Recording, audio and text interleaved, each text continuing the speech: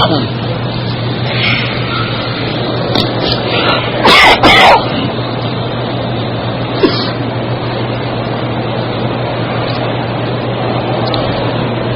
الدرس في غسل رجلين إلى الكعبين في الوضوء سورة المائدة تفسير ابن كثير. الحمد لله رب العالمين والصلاة والسلام على أشرف الأنبياء وسيد المرسلين سيدنا محمد وعلى آله وأصحابه أجمعين.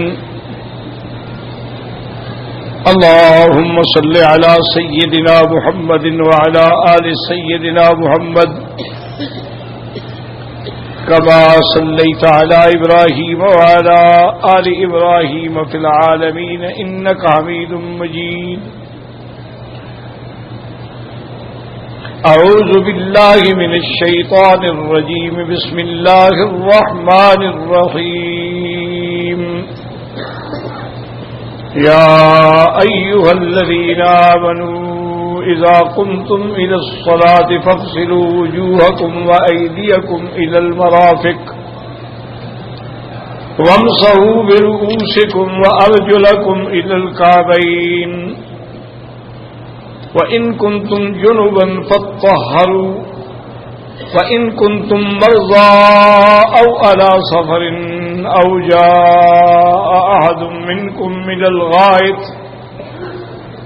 أَوْ لَامَسْتُمُ النِّسَاءَ فَلَمْ تَجِدُوا مَاءً فَتَيَمَّمُوا صَعِيدًا طَيِّبًا فَامْسَحُوا بِوُجُوهِكُمْ وَأَيْدِيكُمْ مِنْهُ ما يريد الله ليجعل عليكم من حرج ولكن يريد ليطهركم وليتم نعمته عليكم لعلكم تشكرون. قال المؤلف والمفسر رحمه الله تعالى أدام النفع بعلومه وعلومكم في الدارين آمين إلى أن قال وقد ثبت بالتواتر عن رسول الله صلى الله عليه وسلم مشروعية المسح على الخفين قولا منه وفعلا كما هو مقرر في كتاب الأحكام الكبير مع ما يحتاج إلى ذكره هناك من تعقيد المسح أو عدمه اب التفصیل فیہ کما هو مبسوط فی موضعہ. ابو فصل رحمۃ اللہ علیہ قرآن مقدس کی ان آیات مبارکہ میں وضو کے مسائل پر دلائل کا ذکر فرما رہے ہیں.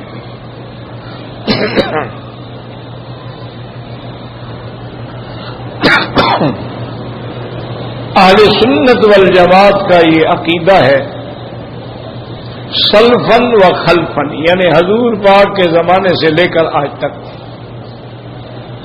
کہ سر کا مسح ہوگا اور پاؤں جو ہے وہ دھوئے جائیں گے. یعنی وضو کے اندر مسح جو ہے وہ صرف سر کا، پاؤں جو ہیں ان کے لیے دھونا ضروری ہے. یہ بالاتفاق ہے، بالتواتر ہے. تمام صحابہ، تابعین، مجتہدین، محدثین، فقہاء سب کا اس مسئلے پہ اتفاق ہے، اس میں کوئی جھگڑا ہے ہی نہیں. جہاں تک مسح کرنے کا تعلق ہے تو وہ مسح جو ہے علی الخفین ہے. کیا مانا کہ اگر کوئی آدمی نیت کرے وضو کر کے موزے پہن لے تو پھر موزے کے اوپر وضو میں سے مسح کرے گا، دھونے کی ضرورت نہیں ہوگی. کیونکہ بعض ٹھنڈے ملک ہوتے ہیں، ہر وقت پاؤں دھونا بڑا امتحان ہو جاتا ہے. تو اسلام نے ہمیں اجازت دی ہے کہ آپ پاؤں میں موزے پہن لیں، لیکن شرط یہ ہے کہ موزے پہننے سے پہلے آپ کی نیت ہو کہ اب میں مسح کروں گا، اور پہنے بھی وضو کرنے کے بعد. ایسے کوئی موزے پہن لے تو اس پہ مسح جائز نہیں ہے. اگر آپ اپنے گھر میں ہیں تو ایک دن یعنی 24 گھنٹے تک آپ مسح کر سکتے ہیں، یعنی 5 نمازوں میں مسح کر سکتے ہیں۔ اور اگر آپ سفر میں ہیں، مسافر ہیں، تو 3 دن تک آپ ان موضوع پہ مسح کر سکتے ہیں۔ لیکن موضوع سے مراد جو ہے وہ ائمہ اربعہ کے نزدیک یاد رکھو یہی ہے کہ وہ چمڑے کا موضع ہو جو حضور صلی اللہ علیہ وسلم کے زمانے میں تھا۔ اور بعض روایات میں آتا ہے چونکہ لفظ جراب آ گیا ہے تو اس لیے بعض علماء اور بعض ائمہ کرام نے ظاہر لفظ کو دیکھ کے کہا بھی ہر جراب پہ مسح جائز ہے، جراب چمڑے کی ہو، جراب کپڑے کی ہو، جراب نیلون کی ہو، پتلی ہو موٹی ہو، سب پہ جائز ہے۔ لیکن جمہور کا مسلک یہ نہیں، جمہور کا مسلک یہ ہے کہ مقصد مسح کرنے کا کیا ہے؟ مقصد یہ ہے کہ ہم تکلیف سے بچیں، اللہ تکلیف سے ہمیں بچانا چاہتے ہیں، تو باقی جرابوں کے اتارنے میں کون سا مسئلہ ہے بھائی؟ تو اس لیے حدیث میں یاد رکھیں 2 لفظ آتے ہیں،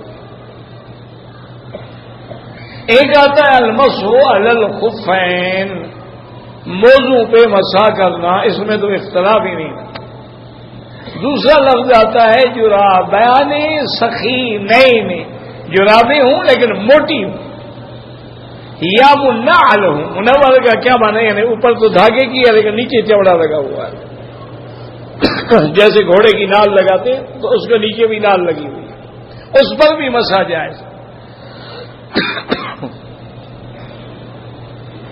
یا وہ ایسی جرابیں ہیں اتنی موٹی ہیں، مضبوط ہیں، جن کے اندر پانی داخل نہیں ہوتا اور جن میں آدمی چلنا چاہے تو چل سکتا ہے، اس پر بھی مسح کرنا جائز ہے۔ البتہ یہ نیلون کی یا باریک یا کاٹن کی ان پہ نہیں، جو ان کے اندر تو پانی داخل ہو جاتا ہے، پھر مسح کا کیا فائدہ ہوا؟ تو بہرحال یعنی یہ عقیدہ اہل سنت ہے کہ حتیٰ کہ بعض علماء نے اس کو اس طرح بھی لکھا ہے کہ عقیدہ اہل سنت میں ہے تفضیل الشیخین، کہ جو سنی ہوگا وہ حضرت ابو بکر اور حضرت عمر کو سب سے افضل مانے گا، اگر نہیں مانتا ہے تو وہ سنی نہیں۔ یاد رکھنا وہ اہل سنت والجماعت سے اس کا کوئی تعلق۔ حب تفضیل الشیخین، اسی طرح علماء نے فرمایا والمسح علی الخفین، اگر موضع پر مسح کرنے کا منکر ہے تو وہ بھی اہل سنت والجماعت میں نہیں ہے۔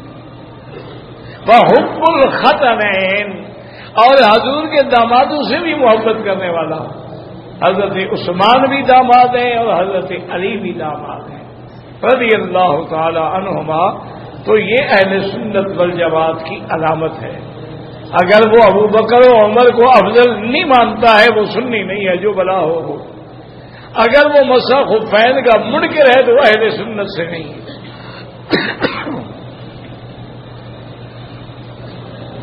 اور اگر حضرت علی اور حضرت عثمان کا منکر ہے تب بھی وہ اہل سنت والجماعت سے نہیں ہے۔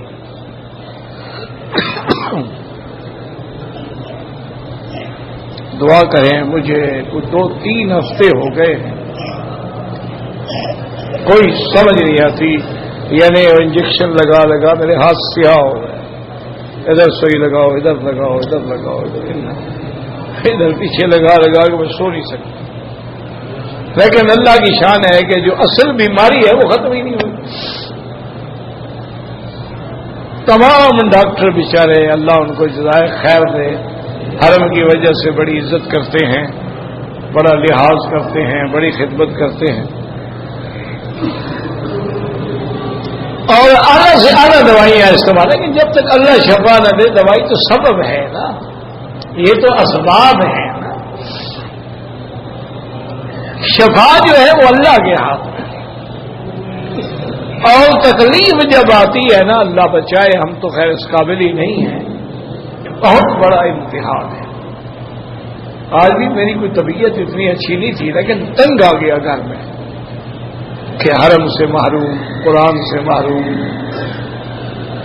ذکر اللہ سے محروم، جماعت حرم سے محروم. میں کہا یا اللہ رحم فرما، ہمت دے، توفیق دے. ہاں تو دل میں بھی سوچا بھی مرنا ہے تو گھر میں کیوں بننا مرے، پھر حرم میں مرے جا کر. اگر مرنا ہی ہے، موت پہ آنی ہے نا، سب پہ آنی ہے، تو خام کا گھر میں کیوں پڑا رہے، پھر اللہ کے گھر میں جا کے مرے.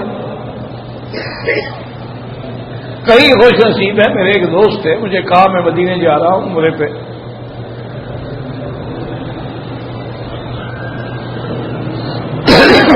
بہت بڑے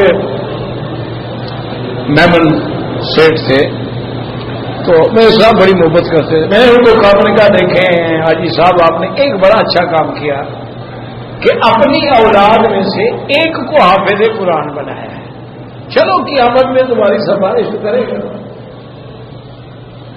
تو گھر میں تم نے اپنا آدمی آخرت کے لیے بھی ایک بنا دیا ہے. وہ کہنے گا نہیں وکیل صاحب، مجھے اولاد کے لپڑے پپڑے میں نہ ڈالو، میں نے تو قیامت میں بھی آپ کو پکڑنا ہے، میں اولاد کے بعد وہاں نہیں جاؤں گا. اچھی باتیں ہوتی. خیر وہ چلے گئے. انہوں نے کہا مدینہ منورہ جا رہا ہوں، میں نے عمرہ کرنا.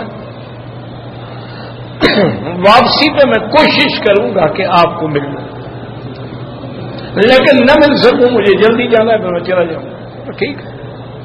میں صبح کی نماز کے بعد، پہلے مطاف میں درس ہوتا تھا نیچے، اب تو کام ہو رہا ہے نا، درس دے رہا تھا. ایک آدمی دوڑتا ہوا آیا، اس نے مجھے کان میں آ کے کہا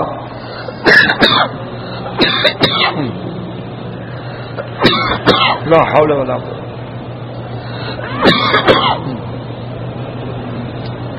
کہ آپ کے دوست جو تھے حاجی قاسم وہ فوت ہو گئے. وہ کہاں ہے؟ ہم نے کہا جی وہ رکن یمانی کے سامنے.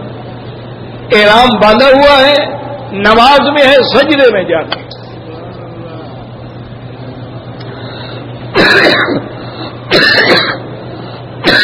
لا حول ولا قوة.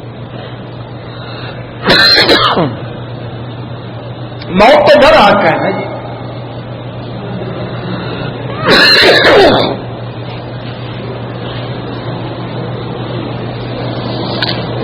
وہ تو نہیں ٹل سکتی نا، لیکن ایمان کی موت ہو ایسے شان سے موت کہ آدمی احرام میں ہو، مدینے منورہ سے زیارت کر کے آ رہا ہو، سر سجدے میں ہو اور سبحان ربی الاعلیٰ پہ روح نکل جائے. بڑی بڑی بات. دعا کریں اللہ خاتمہ خیر پہ فرمائیں، اللہ خاتمہ ایمان پہ فرمائیں، اور آخری وقت میں زبان پہ جاری ہو لا الہ الا اللہ محمد الرسول اللہ. بس یہ ہو گیا تو آپ جیت گئے، آپ کامیاب ہو گئے. من کان آخر کلامہ لا الہ الا اللہ دخل الجنہ. جس کی آخری زبان پہ یہ کلام ہے اور جنت میں گیا. اچھا یہ بھی مسئلہ سمجھ لو، بعض اوقات زبان بند ہو جاتی ہے تو یہ معنی نہیں ہے، مقصد ہے کہ اس سے پہلے پڑھ رہا تھا، بند ہو گئی تو ہو گئی، کوئی بات نہیں، تو اس کا خاتمہ بھی ایمان پہ ہوگا. یہ نہیں ہوتا دو جی بندے وقت اس کی زبان نہیں کھلی، اللہ کی مرضی ہے نہ کھلے. بات تو یہ دیکھنی ہے نا کہ اس کی سابقہ زندگی کلمے پہ تھی کہ نہیں تھی. اگر کلمے پہ تھی تو ٹھیک ہے، اگر نہیں تو اس وقت بھی کلمہ پڑھنا کوئی فائدہ نہیں دیتا. جب ڈوب رہا تھا تو فرعون نے بھی کہا تھا آمنت برب موسیٰ و ہارون، یا اللہ مجھے معاف کر دے، میں ایمان لے آیا. اللہ اب ایمان نہ رہے بدبخت. الآن فقد كنت من قبل من المفسدين. جب عذاب نازل ہو گیا ہے اب توبہ قبول نہیں. تو بہرحال اللہ مصائب سے بچائے. ایک کتاب میں ایک تاریخ میں واقع آتا ہے،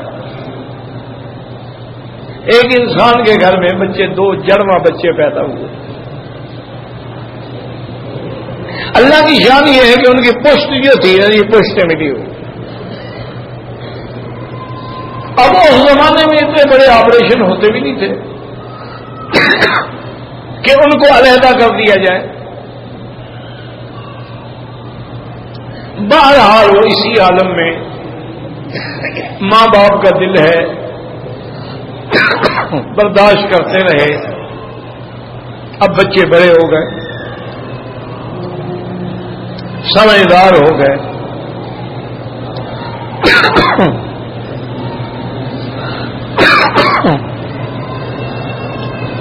ان میں ایک بھائی یہ کہے کہ یار اس سے بڑی مصیبت کیا ہو کہ دیکھو تم ہر وقت میری پشت پہ ہو، میں نے استنجا کرنا ہے تم ساتھ ہو، میں نے سونا ہے تم ساتھ ہو، میں نے جاگنا ہے تم ساتھ ہو، اب اس سے بڑی مصیبت کیا ہو. دوسرا بھائی کہا بھی توبہ کرو توبہ کرو، اللہ سے معافی مانگو. جیسے اس کے پاس رحمت کے خزانے ہیں مصیبتوں کے بھی خزانے ہیں. ہر حال میں شکر کرو، اللہ سے معافی مانگو. اور نے کہا یار تم بڑے نصیحت کرتے ہو، اس کے علاوہ اور کیا ہمیں عذاب ملے گا. اللہ کی شان یہ ہے کہ وہ جو نصیحت کرنے والا بھائی تھا وہ مر گیا، اور وہ جو چیختا فریاد کرتا تھا اب اس کو مردہ اٹھانا پڑ گیا. جہاں جاؤ مردہ سر میں سوار. تو پھر اس نے توبہ کی کہ واقعی یا اللہ میرا بھائی ٹھیک کہتا ہے، تیرے پاس جو مصائب ہیں ان کا بھی کوئی ٹھکانہ نہیں ہے، اس کا کوئی مقابلہ نہیں کرنا. ایک آدمی کو مصیبت آئے تو شکر کرو، اللہ تعالی سے معافی مانگو، اللہ کی طرف رجوع کرو. کبھی کبھی اللہ اپنے پیاروں کو بھی تکلیف دے دیتے ہیں. دیکھا نہیں انبیاء علیہ السلام کتنا عرصہ تکلیف میں رہے، نعوذ باللہ انہوں نے کوئی گناہ تو نہیں کیا تھا. ایوب علیہ السلام رو رہے ہیں رب انی مسنی الضر وانت ارحم الراحمین. گھر گیا، اولادیں گئی، تخت گیا، تاج گیا، شاہی گئی، سب کچھ گیا، جھوپڑی میں بیٹھے. حضرت یعقوب علیہ السلام ہیں اپنے بیٹے کی جدائی میں رو رہے ہیں. اسفا علی یوسف وابیضت عیناہ من الحزن فهو کظیم. اپنے غم کو دبا رہے ہیں.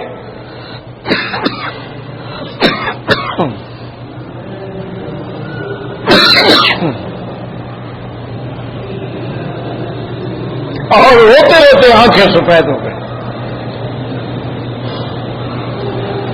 بہرحال یہ بھی مسئلہ سمجھ لیا کریں، قرآن کا لفظ ہے وَبِيَضَّتْ عَيْنَاهُ، آنکھیں سفید ہو گئے، آنسو بہاتے بہاتے. اس کا معنی یہ نہیں کہ نعوذ باللہ آپ اندھے ہو گئے. اندھا ہونا عیب ہے، اللہ اپنے نبیوں کو عیب نہیں لگاتا.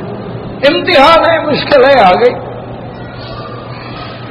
اللہ کے نبی ظاہری باطنی عیبوں سے پاک ہو. نہ ان کے جسم پہ کوئی عیب ہوتا ہے، نہ ان کی روح پہ کوئی عیب ہوتا ہے. وہ قلباً قالباً روحاً جسماً ہر لحاظ سے پاک ہو. اللہ نے ان کو چن لیا. حتیٰ کہ حضور پاک نے فرمایا کہ میرا یہ جو نسل چل رہی ہے نا کہ ہاشم، پھر ہاشم قریش جو ہیں وہ کنانا سے، کنانا ولد اسماعیل سے، تو حضور نے فرمایا کہ حضرت اسماعیل سے لے کر میرے ماں باپ تک اللہ نے میرے نسب میں کسی کو زنا نہیں کرنے دیا. ولدت من نکاح لا من صفاء، میں خالص نسب سے پیدا ہوا کہ اللہ نے میرے اوپر، وہ کافر تھے لیکن گناہ نہیں کرنے دیا، کہ اس نسل سے میں نے محمد مصطفیٰ کو پیدا کیا صلی اللہ علیہ وعلا آلہ واصحابہ وسلم تسلیما کثیرا کثیرا. اور کبھی کبھی اللہ پاک جو ہیں امتحان کے لیے بھی تکلیفیں دے دیتے، یہ اس کی مرضی ہے. گناہ کی سزا دے دے تاکہ پاک ہو جائے، پھر بھی تو رحمت ہے کہ گناہ سے پاک کر رہے ہیں. یا اگر تکلیف دیتی بھی رفع درجات اس کے بلند ہو جائے پھر بھی رحمت.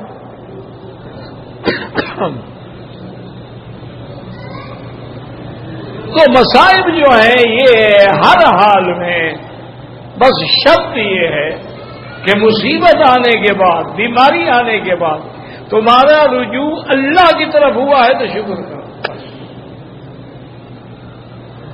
اور اگر تم اللہ کے نافرمان بن گئے، ہائے میں مر گیا تو ہائے میں مر گیا تو ہائے کیوں عذاب آ گیا تو ہائے ایسا کیوں ہو گیا، تو پھر من ہے بس دنیا بھی گئی اور آخرت بھی گئی۔ اللہ کے ہر فیصلے پہ راضی ہونا چاہیے، کیونکہ ما اصاب من مصیبت الا باذن اللہ۔ تو بہرحال اب مسئلہ یہ ہوا کہ آپ ہاتھ دھوئیں گے، کلی کریں گے، ناک میں پانی دیں گے، چہرہ دھوئیں گے، یہ دونوں ہاتھ جو ہیں کونیوں کے سمیت دھوئیں گے، پھر سر پہ مسح کریں گے، اور مسح بھی سارے سر کا ہونا چاہیے۔ یہ بڑے بہت سارے بھائی جان یوں کر لیتے، یہ مسح نہیں ہوتا۔ حضور پاک کی حدیث میں ہے کہ حضور دونوں ہاتھوں سے آخر تک لے گئے پھر واپس لے آئے، تو مسح سارے سر کا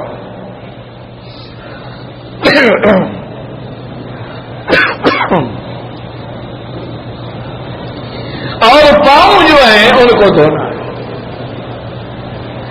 صرف مخالف جو ہے وہ شیعہ ہے، بس یاد رکھو۔ روافض کے نزدیک پاؤں دھونا نہیں بلکہ پاؤں کا مسح ہے۔ وہ کہتے ہیں لفظ وَامْسَحُوا بِرُؤُوسِکُمْ وَأَرْجُلِکُمْ، تو ارجلکم جو ہے اس کا عطف جو ہے برؤوسکم پہ ہے، سر کا بھی مسح پاؤں کا بھی مسح ہے۔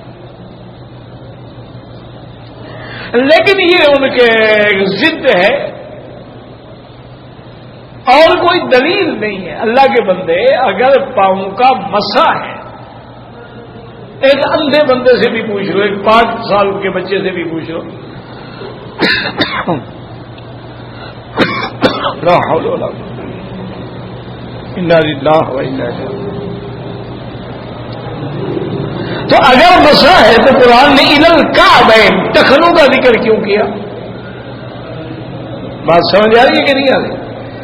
بھائی مسح تو اوپر ہوگا، ٹخنے کا کیا تعلق ہے مسح سے؟ ٹخنے کا تو مسح نہیں ہوتا نا۔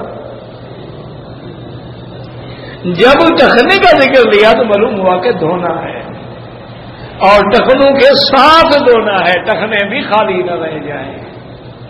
تو اس لیے قرآن سے، حدیث سے، اجماع سے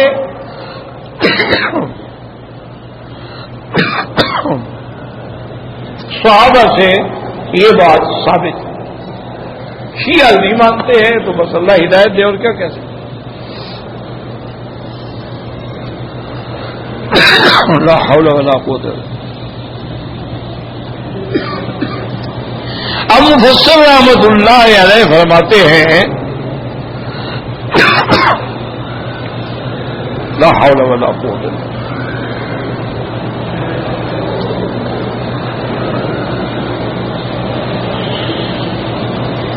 وہ فرماتے ہیں کہ قد ثبت بالتواتر، یہ بات متواتر ہے کہ حضور پاک سے موضع پر مسح کرنا جائز ہے، قولن بھی آپ سے ثابت ہے، فعلن بھی آپ سے ثابت ہے۔ وقد خالفت الروافض فی ذلک بلا مستند بل بجہل وضلال۔ ابو فضل رحمۃ اللہ علیہ فرماتی ہے کہ صرف شیعہ جو ہیں، روافض جو ہیں، انہوں نے اس میں مخالفت کی ہے، وہ پاؤں کے مسح کے قائل ہیں، لیکن بلا مستند ولا دلیل، نہ کوئی سند ہے نہ کوئی دلیل ہے، بس ضد ہے۔ مع انه ثابت في صحيح مسلم من روایت امیر المؤمنین علی بن ابی طالب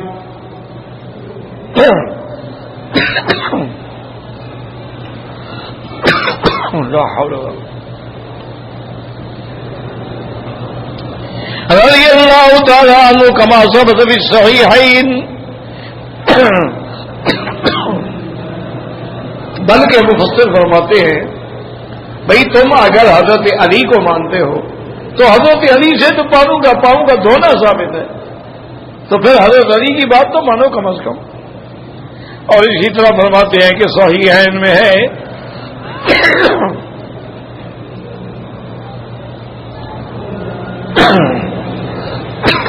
لا حول ولا قوة الا باللہ العلی العظیم.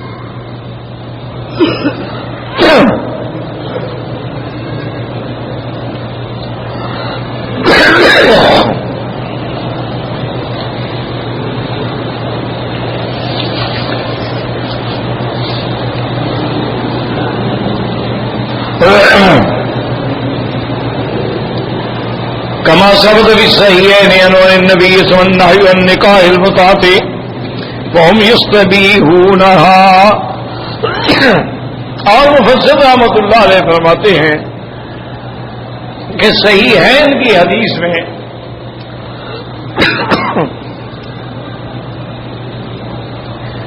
یعنی جس کو امام بخاری اور امام مسلم نے روایت کیا ہے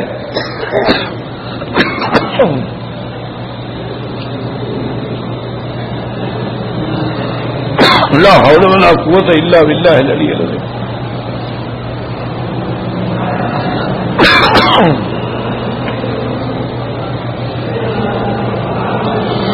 اور روایت کرنے والے بھی حضرت علی ہیں کہ حضور صلی اللہ علیہ وسلم نے متے کو حرام قرار دیا.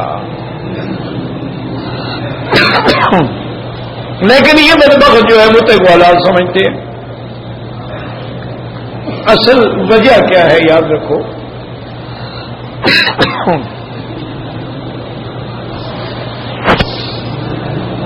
شیعہ جو ہے نا یہ کوئی مذہب نہیں ہے. ایک بات ہمیشہ دماغ میں رکھ لو.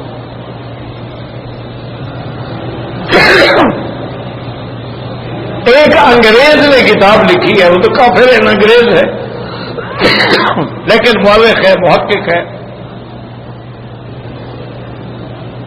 اس نے کتاب لکھی ہے کہ میں نے شیعہ مذہب کا مطالعہ کیا,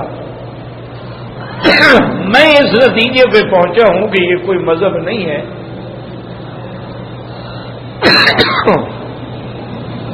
بلکہ دین عربی کے خلاف ایک عجمی سازش ہے. یہ کوئی مذہب نہیں. اس لیے جتنی وہ اپنے لوگوں کو رعایت دے سکتے تھے نا, انہوں نے وہ مذہب میں راستے پیدا کیے. اب دیکھیں نا, یوں کر لو, پاؤں دھونا ہی نہیں, جراب اتارنی نہیں, بوٹ کھولنا ہی نہیں, کتنی آسانی ہو گئی. تو انہوں نے یہ مسئلہ نکال دیا. اب شادی کرنا تو ایک بہت بڑا جھنجٹ ہے نا جی. آخر خرچہ کرو, جگہ بناؤ, نان نفقہ دو, نکاح کرو, اور پروار. متے کا تو کچھ بھی نہیں دینا, نہ گواہ نہ قاضی, بس عورت سے بات کرو, ایک رات دو رات جو گزارنی گزار لو, جاؤ. کتنی آسانی ہے. اچھا, شریعت نے کہا کہ 4 عورتیں رکھ سکتے ہو. انہوں نے کہا جی نہیں, یہ جو قید ہے نا 4 والی, یہ اعتراضی نہیں ہے, یہ اتفاقی ہے, جتنا مرضی ہے رکھو. اصل حکم جو ہے وہ ہے فن کے ہوں ماتا بلکم من النساء, جتنی تمہیں خوش آتی ہیں رکھو. ان کا ایک مولوی تھا, مر گیا, خواب آزاد مولوی ہو. مجھے ایک دفعہ ملا تو میں نے کہا یار تمہیں کیا ہو گیا, تم تو علماء اہل سنت سے پڑھے ہو, ہمارے مدرسوں میں پڑھے ہو, تمہیں کیا مصیبت ہو گئی کہ شیعہ بن گئے؟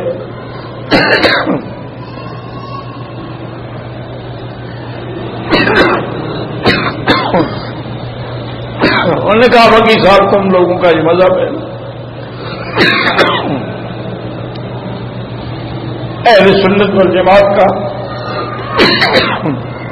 یہ بڑا خشک مذہب ہے, کوئی اس میں رنگینی ہے ہی نہیں. بس جی 4 اور بند رہو, اور کہا دیکھیں اس میں میری 9 بیوی ہے. تو شیعہ تو اعتراض نہیں کرتے. پھر تم یہ کہتے ہو کہ اگر کوئی آدمی اپنی بیوی سے نعوذ باللہ وجہ غیر فطری کر لے تو اس پہ لعنت ہے, ہمارے ہاں جائز ہے. تو دونوں مذہب ملتے ہیں. پھر تم کہتے ہو متا حرام ہے, ہمارے نزدیک متا جائز ہے. تم کہتے ہو مسا حرام ہے, ہمارے نزدیک مسا جائز ہے. یہاں تو مزے ہی مزے.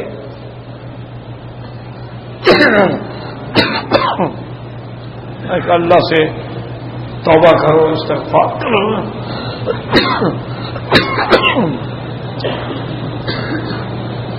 وما متاع الحیات الدنیا الا قلیل. دنیا کی زندگی کا نفع بڑا تھوڑا ہے،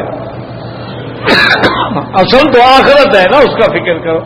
کہنے اس کا بھی مجھے پتا ہے، مرنے سے پہلے میں توبہ کر لوں گا. بدبخت توبہ کا موقع ہی نہ ملے پھر کیا ہوگا؟ کہنے پھر اللہ کی مرضی.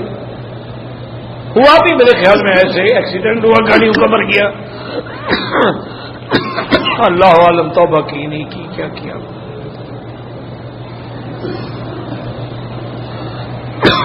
لا حول ولا قوة. وكذلك هذه الآية الكريمة دالة على وجوب غسل الرجلين مع ما صبر بالتواتر من فعل رسول الله صلى الله عليه وسلم. لا حول ولا قوة إلا بالله.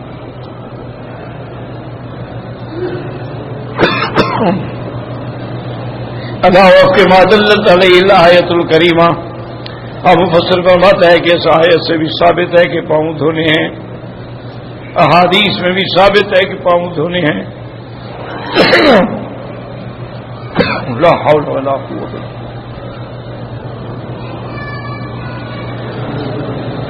وہ مخالفون ذالک کلہ، لیکن اس کے باوجود بھی شیعہ مخالف ہے. ولیس لہم دلیل صحیح فی نفس الامر. اصل میں ان کے پاس بھی دلیل تو ہے نہیں، بس ایک ضد ہے. اللہ ہدایت عطا فرمائے. لا حول ولا قوة الا باللہ.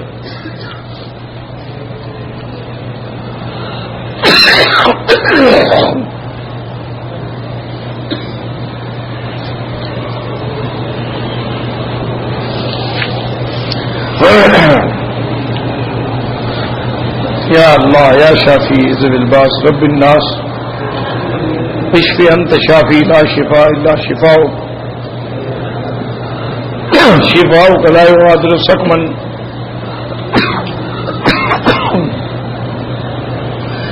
اللهم اشفنا واشف مرضانا ومرضى المسلمين. لا حول ولا قوة الا بالله.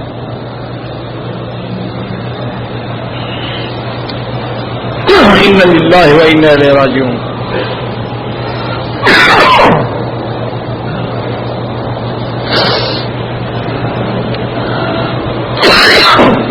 ہم حنفی ہیں، عصر کے بعد جو واجب الطواف 2 رکعات ہیں وہ آپ نہیں پڑھ سکتے، مغرب کے بعد پڑھیں.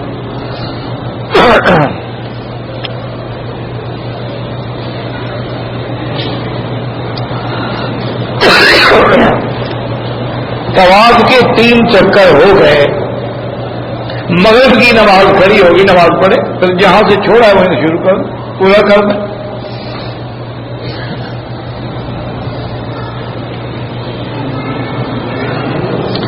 بھائی میں نے ایک دفعہ نہیں 1000 دفعہ آپ کو پیش کیا ہے کہ اگر سیرت النبی میں میری کوئی بات آپ کو غلط لگی ہے تو اللہ ہدایت دے، آپ تصحیح کر دیں اس کی. بس ایک بات کو لے کے 100 بات کو چھوڑ کے ایک بات کو لے کے چل پڑو، ایک ضد کی بات ہے اور کچھ نہیں. اب آپ اگر حدیث نزول وحی اور لقاء رسولین، رسول بشری اور رسول نوری کا نہیں سمجھتے تو میں کیا کروں؟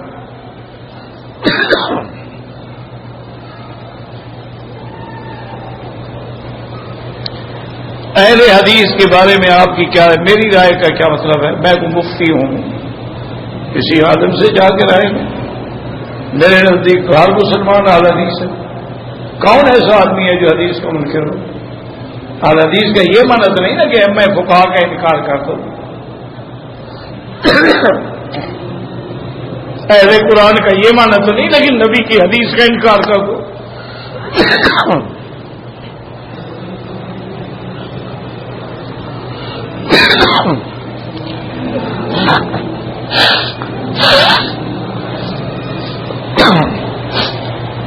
توبہ میرا اللہ، توبہ میرا اللہ، توبہ میرا اللہ.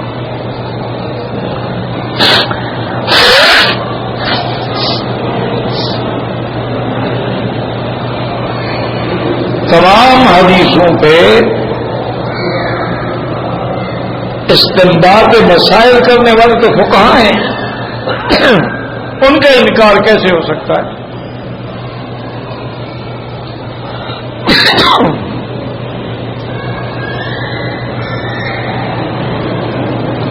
کہتے ہیں کہ حضرت عمر نے تورات کی کچھ کی تورات پڑھے تو حضور ناراض ہو گئے کہ جب اللہ کا قرآن موجود ہے تو تورات پڑھنے کی کیا ضرورت ہے؟ تو ان لوگوں کو قرآن موجود ہے، فضائل اعمال پڑھنے کی کیا ضرورت ہے؟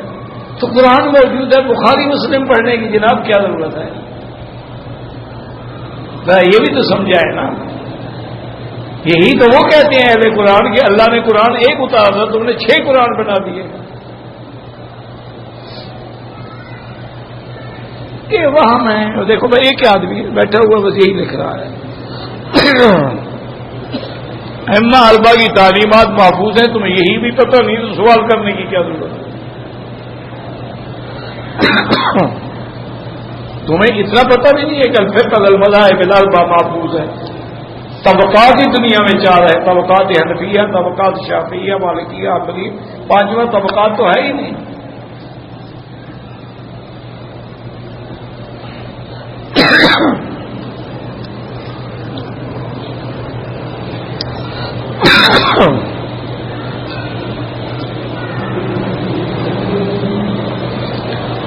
کہتے جی کہ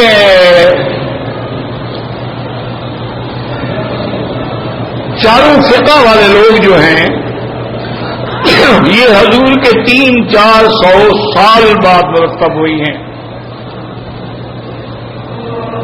تو ان 400 سالوں میں جو لوگ آتے رہے وہ کون سا دروازہ تھا؟ وہ دروازہ قرآن و سنت کا دروازہ تھا. ان ائمہ کے آنے کے بعد بھی دروازہ وہی قرآن و سنت کا دروازہ ہے. اب تم 1400 سال کے بعد آ رہے ہو، کس دروازے سے داخل ہو رہے ہو؟ وہی قرآن و سنت کا دروازہ ہے.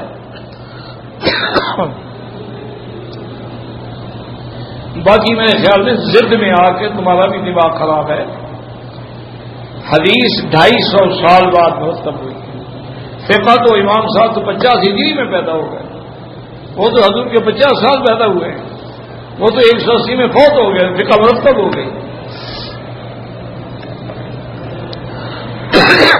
اور انہوں نے جیوری بٹھانے کے بعد 60 لاکھ مسئلہ مرتب کر کے دیا امت کو. بلکہ اگر اس طرح تم نے سوچنا ہے نا تو پھر ایک ذرا مسئلہ میں آپ کو اور بھی دیتا ہوں، پڑھے لکھے آدمی ہو ذرا سوچ لو. حضور کے زمانے سے لے کر 1200 سال تک ما سوائے حنفیت کے اور کون مذہب تھا؟ یعنی حضور تو حضور ہے نا، وہ تو نبی ہیں. خیر القرون تو خیر القرون ہے، ان کا نہیں، انہوں نے تو براہ راست حضور سے پڑھا ہے. جب تابعین کا دور آیا پھر آپ دیکھیں بنو عباس آئے، بنو امیہ آئے، اسی طریقے سے خلافت عثمانیہ آئی، اسی طریقے سے غلامان آئے، اسی طریقے سے مغل آئے. تو سارے کون تھے؟ کن لوگوں نے جنگیں لڑی اور کن لوگوں نے ملک فتح کیا؟ یہ تو 1200 سال کے بعد جب انگریز آیا بدبخت تو اس نے لڑائی شروع کی. اچھا آپ ایسا کریں کہ 1200 سال میں مجھے کوئی ایک مناظرہ دکھا دیں فاتحہ پر یا رفع یدین پر یا آمین پر. ایک جگہ مناظرہ ہوا ہو، لڑائی ہوئی ہو، سر پٹپل ہوا ہو، انعام رکھے گئے ہوں، لوگ عدالتوں میں گئے ہوں. ایک جگہ اختلاف صحابہ کے دور میں بھی تھا، بات کرتے تھے، بات نہیں کرتے. بعض آمین بالجہر کہتے تھے، بعض ایسا کہتے تھے. اللہ سب پہ رحمت کرو. کوئی لڑائی نہیں.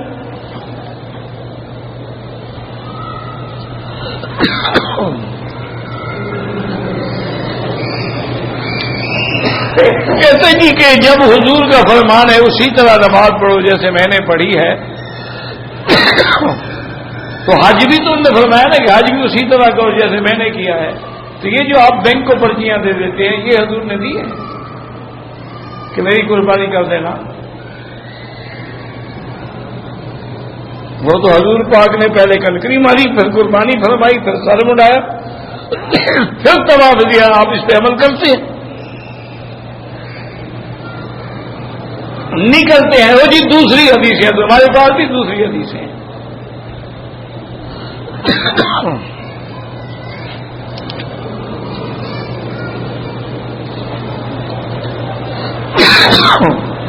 اکابرین دیوبند کی کتابوں میں بے شمار کفریہ اور شرکی عقائد ہیں، آپ ان کا رد لکھ لو، وہ لوگ زندہ ہیں، جواب دیں گے۔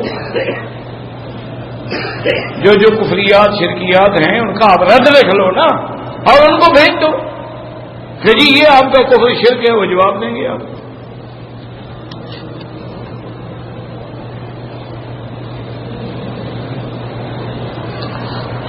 ہاں ابو داؤد میں یہ حدیث ہے، تو یہ حدیث نہیں ہے کہ اذا قرأ فانصتوا، وہ تو مسلم کی حدیث ہے۔ اب مسلم کا درجہ زیادہ قوی ہے یا سنن ابی داؤد کا زیادہ قوی ہے؟ قرآن کا درجہ زیادہ قوی ہے یا سنن ابی داؤد کا زیادہ قوی ہے؟ قرآن کہتا ہے کہ جب قرآن پڑھا جائے سنو اور چپ کرو۔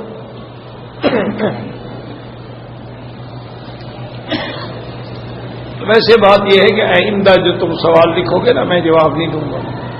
لڑائی کرنے کے لیے لڑانے والے بہت سارے اور مولوی موجود ہیں، میں الحمدللہ نہ کسی کو لڑاتا ہوں، نہ کسی کو برا کہتا ہوں، نہ کسی پہ طنز کرتا ہوں۔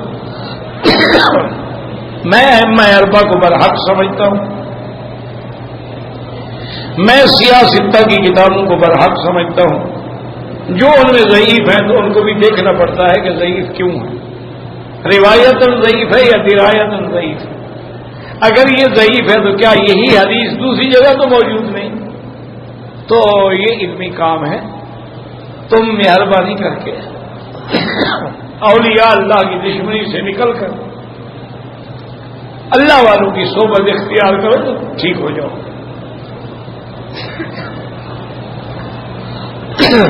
ایک دفعہ بی بی رابعہ بصریہ اپنے طلبات کے مجلس سے گزری تو دیکھا کہ بحث کر رہی ہیں شیطان پر کہ شیطان بڑا خبیث ہے، ملعون ہے، مرجوم ہے، مردود ہے۔ وہ رک گئی ہیں، فرمایا بیٹی کیا بحث کر رہے ہیں؟ انہوں نے کہا جی عداوت شیطان کے موضوع پہ ہم بحث کر رہے ہیں۔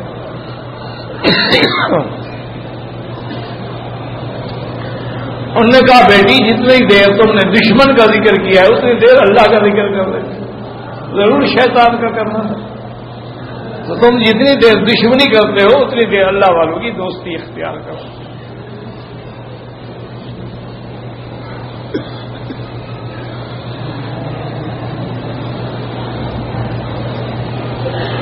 متبع بھی جو ہی مقلد ہوتا ہے اللہ کے بندے، اتباع اور تقلید میں کیا فرق ہے؟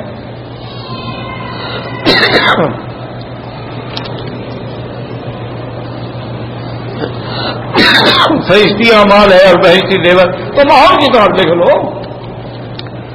تم اور کتاب اچھی لکھ لو جس میں غلطیاں نہ ہوں، بس۔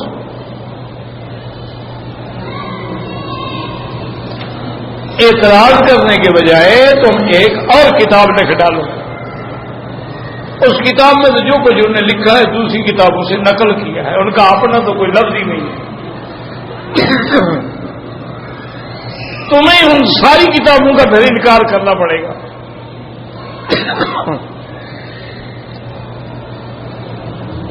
شیر خار بچے کو احرام میں پیمپر پہنا سکتے، جو مرضی ہے پہناؤ، شیر خار کا کیا احرام ہے؟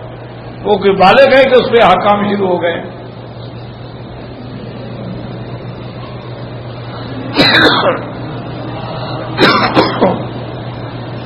اگر کوئی عورت عمرے پہ آ رہی ہے یا حج پہ آ رہی ہے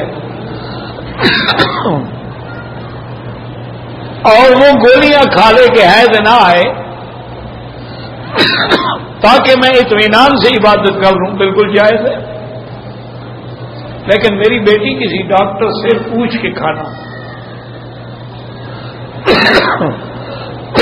بعض اوقات ان گولیوں کی وجہ سے مصیبت ہو جاتی ہے، نہ عورت پاک ہوتی ہے نہ ناپاک ہوتی ہے. کسی لیڈی ڈاکٹر سے مشورہ کریں کہ مجھے ایام حیض سے کتنے دن پہلے گولیاں کھانی ہے، اس کی مقدار کیا ہو.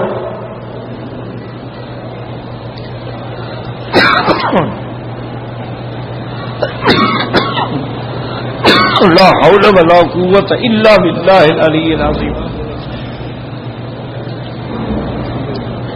دوران طواف بھی عورت اپنے چہرے پر کپڑا ڈالے گی. پردہ ہوتا ہی چہرے کا ہے.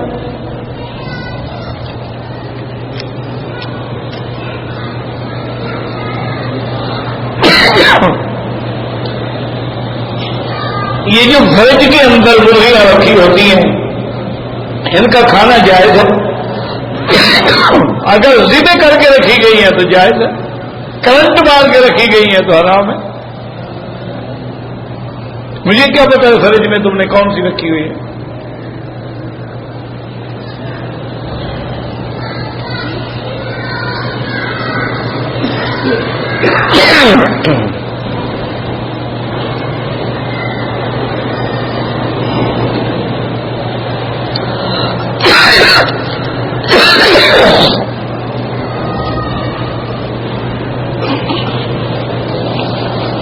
وہ کہتا ہے جی کہ میری ایک شیعہ سے ملاقات ہوئی مدینہ منورہ میں.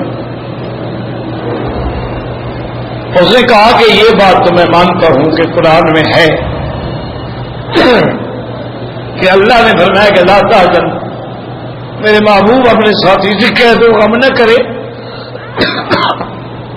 ان اللہ معنا، اللہ ہم دونوں کے ساتھ.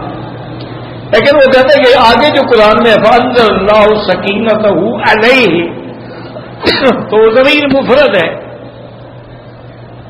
علیہما تو نہیں ہے. اللہ نے پھر دونوں پر تو رحمت نہیں اتاری، سکینہ تو پھر ایک پہ اتری. اللہ کے بندے اتنا جاہل ہے، اسی پہ اترے گی نا جو پریشان تھا. وہ تو ابو بکر تھا، ہمارے یہ ہے اللہ نے اسی پہ سکینہ اتاری. حضور تو پریشان تھے نہیں.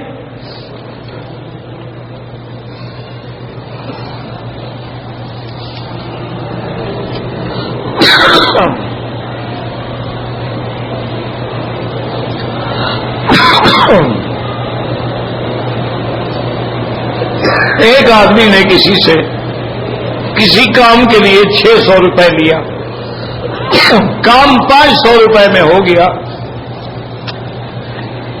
تو باقی حلال ہے، اس کو بتا دیں کہ بھائی آپ سے میں نے 600 لیا تھا، کام 500 میں ہوا، چاہو مجھے 100 دے دو، چاہو اپنا واپس دے دو.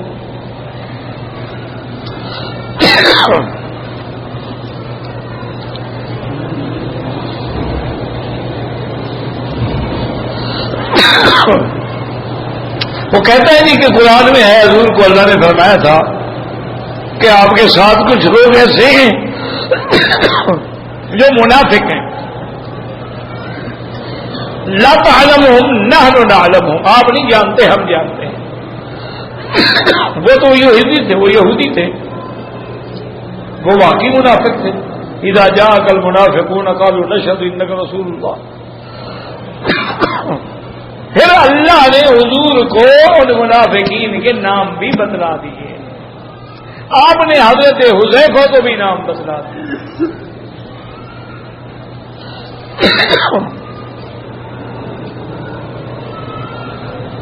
اگر آدمی ریاض سے آ رہا ہے حج پہ، راستے میں واپس کر دیا جائے، اگر اس نے احرام باندھ لیا تھا، یہ دیکھنا پڑے گا عمرے کا یا حج کا. عمرے کا تھا واپس چلا گیا تو بعد میں عمرہ بھی کرے، دم بھی دے.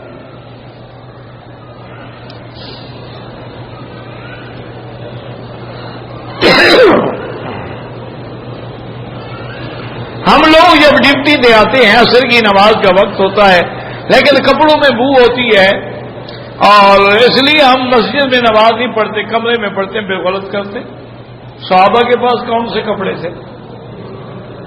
وہ تو بوریاں باندھ کے آتے تھے، بالکل مسجد میں نماز پڑھو اور جماعت کے ساتھ پڑھو. زیادہ سے زیادہ 1-2 کپڑے ساتھ رکھ لو. مسجد کے قریب آیا فون بدل لی.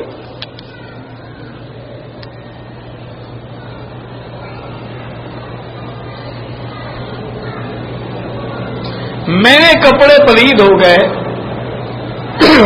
میں نے احرام اتارا, کپڑے پہن لیے, احرام دھویا. تم نے کپڑے کیوں پہن لیے؟ کپڑے پہنے بغیر بھی تو احرام دھو سکتے تھے. بہرحال اگر 1-2 گھنٹے کے لیے اتارا تو کوئی جرمانہ نہیں.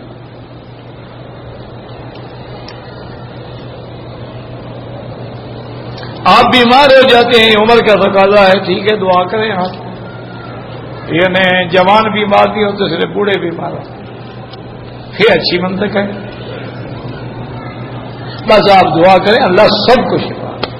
وہ بوڑھے ہیں, بچے ہیں, جوان ہیں, عورتیں ہیں, اللہ سب کو شفا عطا.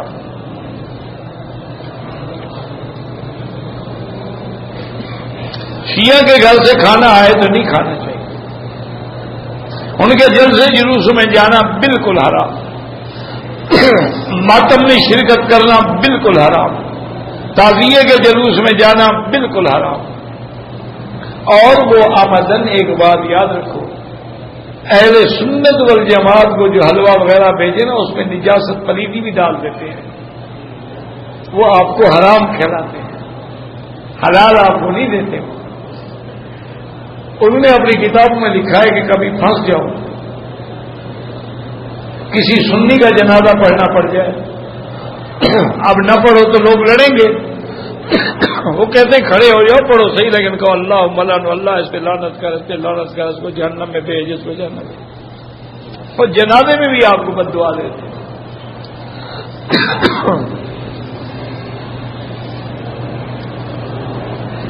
سر کے دونوں کانوں کے اوپر سے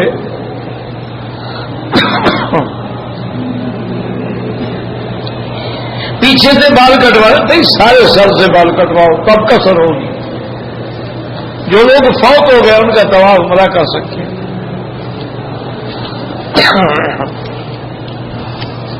لا حول ولا قوت الا باللہ. 3 عمرے آپ کر چکے ہیں. افضل یہ ہے کہ جتنے دن اللہ مکہ نصیب فرمائے طواف بھی ادا کریں.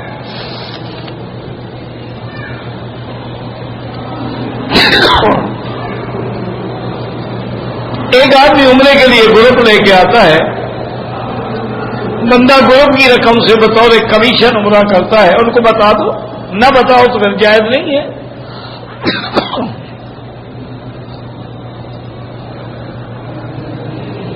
بتا دو بھی آپ نے عمرے پہ جانا ہے, کسی کی معرفت تو جائیں گے. اگر میری معرفت چلے جائیں تو مجھے اتنا پیسے مل جائیں گے, میں بھی عمرہ کر لوں گا.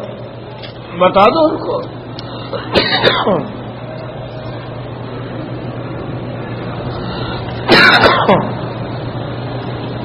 اگر بندہ دوسری شادی کرنا چاہتا ہے لیکن والدہ نہیں مانتی, افضل یہ ہے کہ والدہ کا حکم مانے. ویسے ہی شادی جائز ہے چاہے والدہ نہ بھی مانے, چونکہ بات شریعت کے خلاف ہو تو وہاں والدہ کی پابندی ضروری نہیں ہے. جب شریعت نے اجازت دی ہے پھر کیا ہے.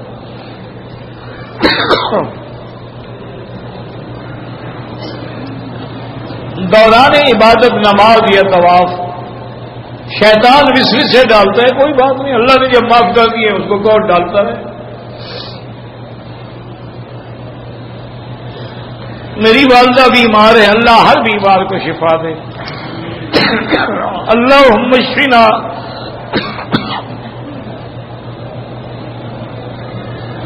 واشف مرضانا ومرضى المسلمین. اگر فرض نماز میں امام قرات کرے, مقتدی اگر حنفی ہے تو نہ پڑھے, شافعی ہے تو پڑھتا رہے.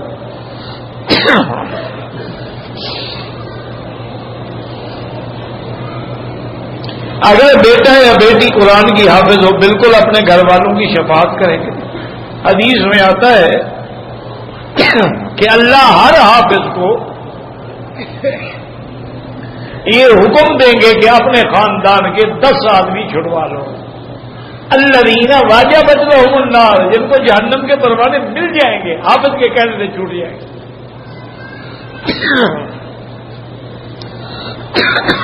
پوری امت محمد کے لیے تو دعا کرے، بخشش اپنے بعد 10 آدمیوں کی کرے گا۔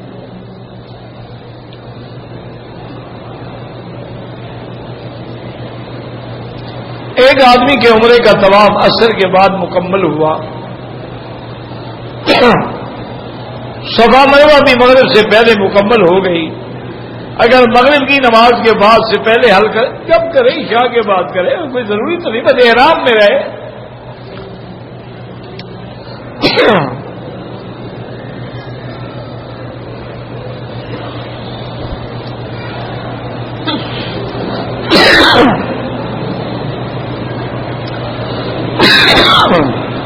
آپ نے جو خواب دیکھا اللہ کرے پورا ہو جائے۔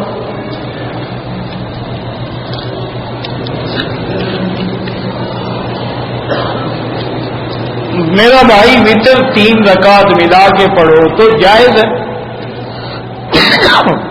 2 رکعت پہ سلام پھیر کے کھڑے ہو کے 1 رکعت پڑھو، وہ بھی حدیث سے ثابت ہے، کوئی لڑائی کی ضرورت نہیں۔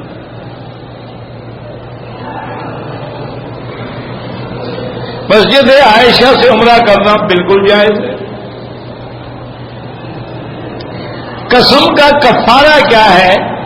10 مسکینوں کو کھانا کھلائے۔ بی بی حاجرہ کی قبر کہاں ہے اللہ عالم، مجھے تو پتہ نہیں، نہ میں نے کبھی قبریں ڈھونڈی ہیں نہ کبھی سجدہ کیا۔ تو خدا کے گھر میں بھی آ کر ابھی قبریں ہی ڈھونڈ رہے ہیں۔ ماشاءاللہ عادت جو ہے کدھر جائیں بیچارے۔ ہمیں تو اپنی دادی کی قبر کا پتہ نہیں، تو بی بی حاجرہ کی قبر کہاں سے ڈھونڈ لیں؟ اللہم صلی علی سیدنا محمد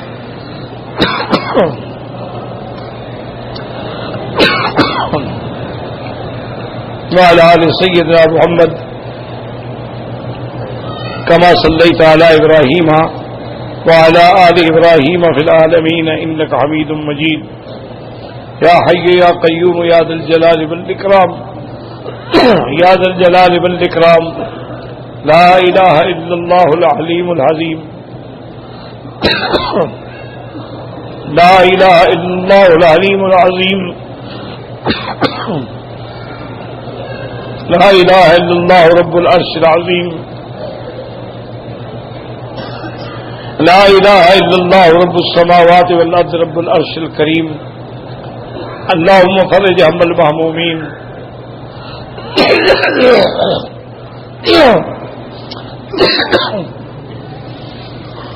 نفس كرب المكروبين واقض الدين عن المدينين واشفنا واشف مرضانا ومرضى المسلمين واشفنا واشف مرضانا ومرضى المسلمين واشفنا واشف مرضانا ومرضى المسلمين اللهم إنا نعوذ بك عن البرص والجذام وعن سيء الأسقام اللهم ارحم ضعفنا واجبر كسرنا واشفنا واشف مرضانا وارحم موتانا فاستجب دعاءنا ولا تخيب رجاءنا برحمتك يا أرحم الراحمين اللهم ارفع عنا وعن بلاد الإسلام وبلد الأمين الوباء والبلاء والربا والزنا والزلازل والفتن ما ظهر منها وما بطن یا اللہ بیماروں کو شفا عطا فرما، یا اللہ ہماری ظاہری باطنی روحانی جسمانی بیماریاں دور فرما،